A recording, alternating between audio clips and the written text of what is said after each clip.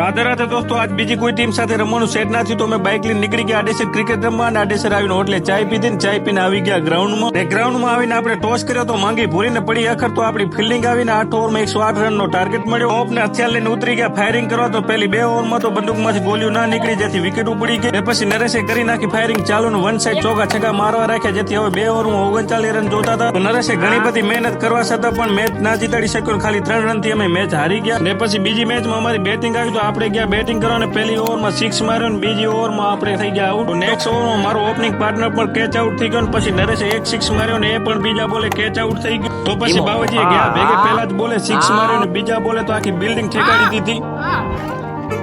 ને ત્રીજા બોલે એ પણ બોલ થઈ ગયો તો એમટી આયા ભેગે 6 માર્યો. ને છેલ્લી ઓવરમાં બીકે પહેલા જ બોલે 6 માર્યો ને બીજા બોલે પણ 6 માર્યો ને ત્રીજા બોલે 6 મારીને હેડ્રિક 6 મારી નાખ્યા. જેથી 8 ઓવરમાં 94 રનનો ટાર્ગેટ આપ્યો. તો આ મેચ તો અમે આરામથી 25 રનથી જીતી ગયા. પછી બાઇક લઈને નીકળી ગયા ઘરે જવાના. થોડીક વારમાં આવી ગયા ઘરે. તો ગાઈસ બ્લોગ સારો લાગ્યો તો લાઈક શેર ફોલો કરી દેજો. રાધે રાધે.